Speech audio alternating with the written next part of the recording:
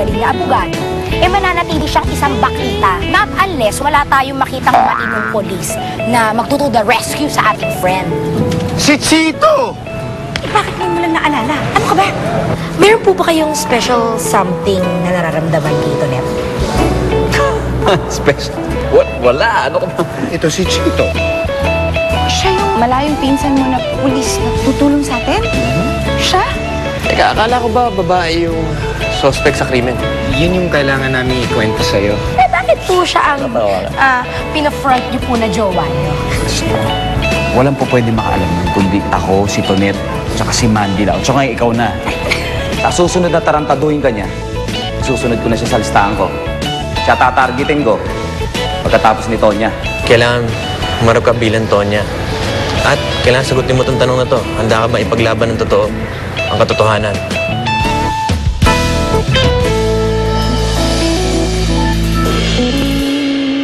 Umayag ka na. At least pagkatapos ito, malinis na yung pangalan mo. Oo. At lahat ng dapat managot sa batas, mananagot. At huwag kang mag-aalala, hindi ka namin papabayaan. Paproteksyonan ka namin. Pwede ba na pag-isipan ko na muna to? Bakit?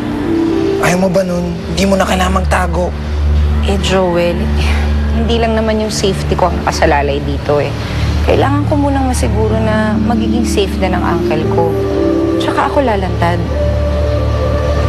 Naintindihan ko concern mo, Tonet. Pero, para saan pang pagiging cute ko at pagiging pulis? Kung hindi ka namin mababantayan at poproteksyonan. At kung gusto mo, sasamahan pa kita sa pagpunta sa uncle mo. Hindi, okay na. Nakakahiya naman sa'yo. Maaabala ka pa. O, sige, kayo na lang. Ay, Tawagin hindi. niyo lang ako. Sige, sumama ka na. Mas makakabuti nga siguro kung kakausapin mo yung uncle ko. Diba, no? Ikaw naman. Sabi ko sa'yo, si Chito is the way. Oo nga, Chito is the way. Let's go. Galing. Oo nga. Tonet? Kapatid! Tonet? Are you here or are you here? Tonet? Oh, Hi, Sir Kenneth. kailangan mo. Inahanap ko po kasi si Tonet kasi po mag-uusap po kami para sa next performance. Saka hindi pa po kami nagre-rehearse Okay, nag-rehearse? Hindi pa po. Bakit naman? Hindi mo ba siya nakakabalik mula sa pag-alis niya? Ano? Lalantad si Tonet? Ha? Paano kung matuntun siya ni Sunny Boy? Kaya nga sinabi ko sa bisor ko, na sakaling lumantad na siya, kailangan niyang todo proteksyon. Ay, nako, Chito. Huwag ka sanang magagalit, ha? Hindi ko naman hinuhusgahan ng kapulisan, kanya lang. Baka mamaya naman yung tutulong kay Tonet, tapatan lang ng konting salapi, ilaglag na tong pamangkin ko. Ay, gaya na sinabi ko, hindi ko sinasabing lahat ng pulis, masama. Alam ko namang merong matitino, kanya lang baka matapat tayo doon sa mga sumisira sa pangalan ninyo. Ay, totoo Kaya walang nasusunod na kaso dito sa Pilipinas Isipin mo yung mga mamamatay tao, nagkalat pa rin sa kalsada. Paano hindi nyo ginagawa ang trabaho nyo? Yung mga baklang, minahon kayo? Huwag yun mayara si Police Pogi, Siya lang natin tumutulong sa atin, Oo nga, nakakahiya naman dito kay Chito.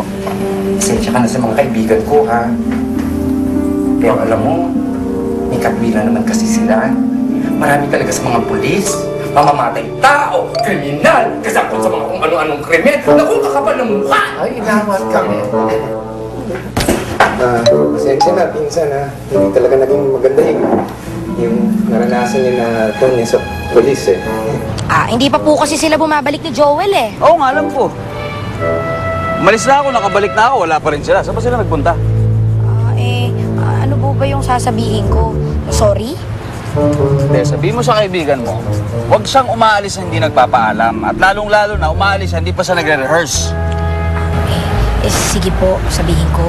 Sige. Question po. Ano? Galit po ba kayo? Mga ba akong galit? Hindi.